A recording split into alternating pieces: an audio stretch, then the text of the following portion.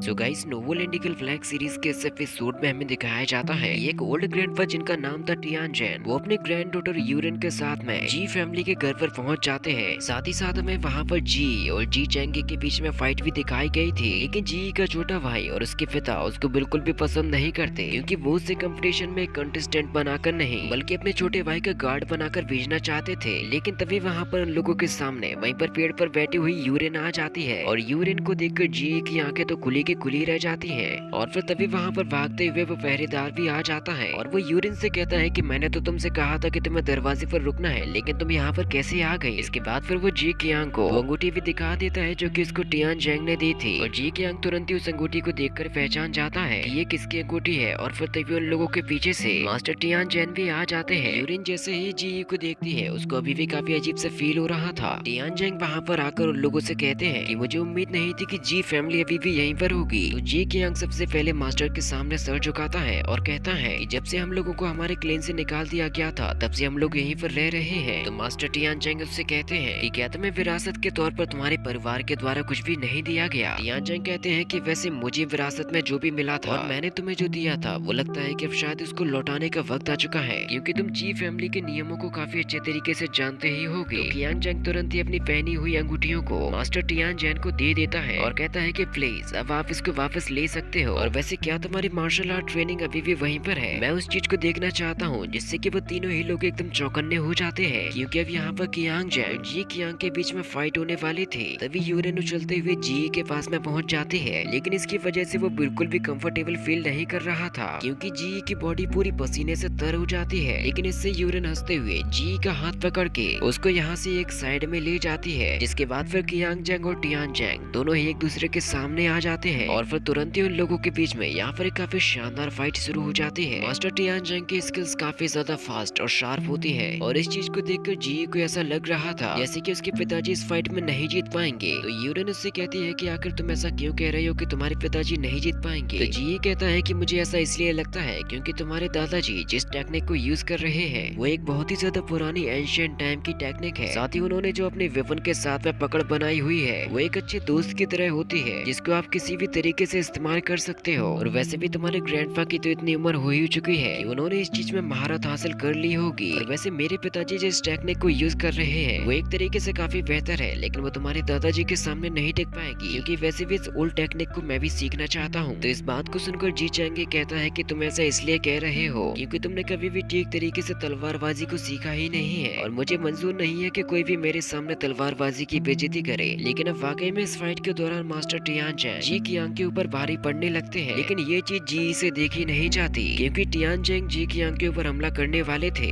इसीलिए जी तुरंत ही अपनी भाला को उठाकर उनके ऊपर हमला करने के लिए निकल जाता है। लेकिन मास्टर टियान कोई कमजोर खिलाड़ी तो थे नहीं जो कि वो एक बच्चे से हार जाते, बल्कि वो तो जी से ही कहते हैं कि बच्चे अभी तुम उतने काबिल नहीं हुए हो जितना कि तुम्हें होना चाहिए। लेकिन साथ में वो ये भी कहते हैं कि ये लड़का काफी काबिल भी लगता है, और क्योंकि ये अभी एक टीनेजर है इसकी खूबियों को काफी बेहतर तरीके से ढाला जा सकता है। जी मास्टर टियानजेंग से कहता है कि वैसे अभी आपने जिस टेक्निक को यूज किया मुझे वो काफी ज्यादा पसंद आई है और मैं उसको सीखना चाहता हूँ। मास्टर टियानजेंग कहते हैं कि मैं काफी खुश हूँ कि अभी जी फैमिली के लोग बिल्कुल भी कमजोर नहीं हुए, और जो इस स्वॉर्डमैनशिप की टेक्निक्स उनको सिखाई गई थी वो आज भी बरकरार है। जी मास्टर टियानजेंग से कहता है कि आपकी जो भाला चलाने की तकनीक है वो मुझे सबसे ज्यादा अच्छी लगी। मास्टर टियानजेंग भी कहते हैं कि वैसे जब तुमने पहल की तो मुझे भी ऐसा देखकर काफी अच्छा लगा, हालांकि ये उतना बेहतर तो नहीं था लेकिन मैं इसको बुरा भी नहीं कहूंगा। और फिर वो जी कियांग से कहते हैं कि भले ही तुम टियान क्यू के हिस्सा नहीं हो, लेकिन इस बात के बारे में किसी को भी पता नहीं चलना चाहिए कि मैं यहाँ पर आया और तुमसे भी मिला था। जिसके बाद फिर मास्टर टियानजेंग इन लोगों से अलविदा लेकर जाने लगते हैं। जी भी सोच रहा था कि उसे भी इन लोगों के पीछे जाना चाहिए, लेकिन तभी इसके पिताजी उसके पास में जाकर उसको एक थप्पड़ लगा देते हैं और उससे कहते हैं कि अगर तुम उनके पीछे जाना चाहते हो तो कभी भी वापस लौट कर मत आना, क्योंकि मुझे बिल्कुल भी जरूरत नहीं है तुम जैसे लड़के की। और फिर जी कियांग और जी चैंगे यहाँ से चले जाते हैं। जी के साथ में ऐसा व्यवहार होने की वजह से उसको काफी ज्यादा दुख हो रहा था, और तभी वो उस भाला चलाने की तकनीक को याद करने लगता है कि टियानजेंग उसको किस तरीके से यूज कर रहे थे। और वो जैसे ही उसको ट्राई करने की कोशिश करता है तभी उसको वहाँ पर यूरिन नजर आ जाती है जो कि वहीं पर छुपी हुई थी, और वो उससे कहती है कि जो तुम अभी ये कर रहे हो वो बिल्कुल भी सही नहीं है, वैसे मेरा नाम है यूरेन। तो फिर जी भी उसे यहाँ पर अपना नाम बता देता है, और फिर यूरेन जी से कहती है कि तुम मुझे बताओ तुम इतने ज्यादा दुखी क्यों हो, क्योंकि मुझे तुम्हें ऐसा देखकर बिल्कुल भी अच्छा नहीं लग रहा है। क्या तुम्हारे पिताजी ने तुम्हें फिर से डांटा। तो जी कहता है कि हाँ ये तो उनका रोज का ही काम है, इसीलिए अब मुझे इस चीज से ज्यादा कोई फर्क भी नहीं पड़ता। यह जानते हुए भी कि मैं जी चैंगे से काफी ज्यादा काबिल हूँ, लेकिन फिर भी वो मेरी परवाह नहीं करते। इसीलिए मेरी इच्छा है कि मैं तुम्हारे दादाजी से मिलना चाहता हूँ, क्या तुम मुझे वहाँ पर ले जा सकती हो? जिसके बाद फिर वो दोनों ही यहाँ से चलते हुए मास्टर टियान जेंग के पास में पहुँच जाते हैं। और मास्टर टियान जेंग जी से कहते हैं कि तुम भाला चलाना क्यों सीखना चाहते हो? तुम मुझे खुलकर बता सकते हो क्योंकि यहाँ पर और कोई भी नहीं है। जी कहता है कि मैं नई टेक्निक्स को सीखकर और भी ज्यादा स्ट्रॉन्ग बनना चाहता हूँ, क्योंकि मैं तभी तो अपने दुश्मनों को हरा पाऊंगा। टियान जेंग कहते हैं कि वैसे तुम्हारी सोच तो काफी बेहतर है और तुम्हें अपनी इसी सोच के बल पर अपने स्पीयर को काफी बेहतरीन तरीके से चलाना सीखना होगा, क्योंकि अपने सपनों को पूरा करने के लिए उन्हें सबसे पहले जीना पड़ता है। इस साथ वो जी को उसके दादाजी के बारे में भी बताते हैं कि वो दोनों पहले के वक्त में साथ में ही रहा करते थे और उन्होंने कई सारी लड़ाइयाँ भी लड़ी, और ये जो भाला जी के पास में है वो भी उन्हीं का है। इसीलिए वो जी से कहते हैं कि हम लोगों की जिंदगी के जो मकसद थे अब उनको तुम्हें पूरा करना होगा, क्योंकि मैं ये जानता हूँ कि तुम ही इसके लायक हो। इसीलिए अब वो जी को यहाँ से अपने साथ में ले जाते हैं ताकि वो उसको और भी अच्छे तरीके से इन चीजों के बारे में बता सके। वो बताते हैं कि आज मेरी उम्र 180 साल हो चुकी है, और उनके इसी बात के साथ में ये पार्ट यहीं पर खत्म हो जाता है। इसका नेक्स्ट पार्ट देखने के लिए आप लोग जल्दी से चैनल को सब्सक्राइब कर दीजिए।